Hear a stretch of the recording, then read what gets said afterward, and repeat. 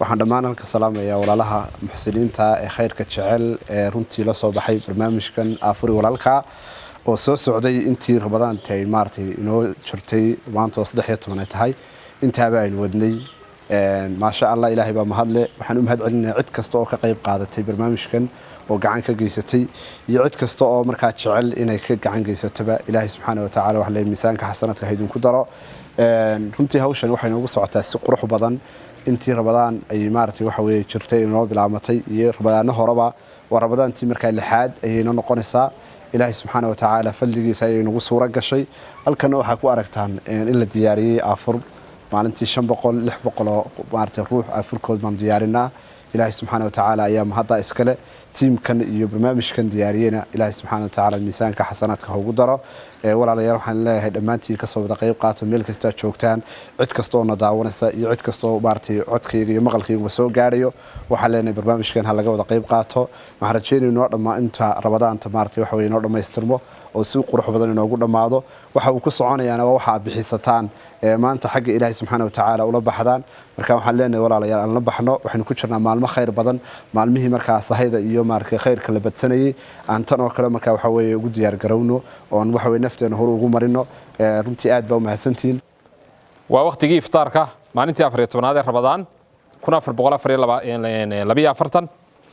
runtii waxaan taaganahay jimciyadan la yiraahdo saacid waqti roobaadka iyo waqtiga kale labadaba way bixiyaan oo iyadoo maanta kala roobuda ay alxamdulillah ay hadana iftaarka ay qaybinayaan waxay geeyaan meelaha dadku ku badan yihiin dadka baahan waxay geeyaan masaajidada qaar oo ay calmadeen meelaha waliba xaafadaha baahan ku sii yaalo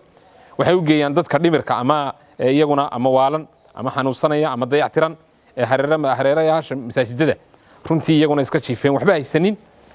waxay wax ku gaarsiiyaan wixii ay u dhiibteen marka waa naftaada ka qaado naftaada u qaad waynu ku bogaadinaynaa jimciyadaasi khayriga ee sanadkii lixaad wada runtii arimahan khayriga 500 ilaa 600 oo qof ayaad markaasi afuriseen walaalayaal idinkoo walaaladiin ku aaminay oo uu garwadeen u yahay gudoomiye yahay walaalkeen Cabdiraxmaan Geyd iyo tiimka kale aadka u firfircoon ee runtii la shaqeynaya waxaan leenahay jazaakumullahu khayran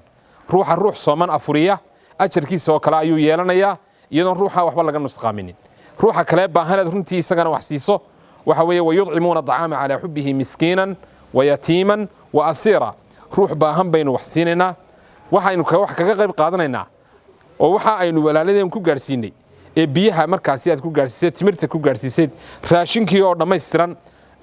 oo maalmaha qaarkood iidaankii xitaa loogu daray lagu gaarsiiyay waa $1 $2 $3 $5 ruux waliba jeebkiisa wixii uu ka karo marka barakallahu fiikum yeena nafteena ka hakran yeena walaaladeena ka hakran wixii aynu awoodno aan gaarsiino aad iyo aad bay jimciyadu mahadsan tahay waxaan leenahay waan idinku bogaadinaynaa halka ka sii haya wajazaakumullahu khayran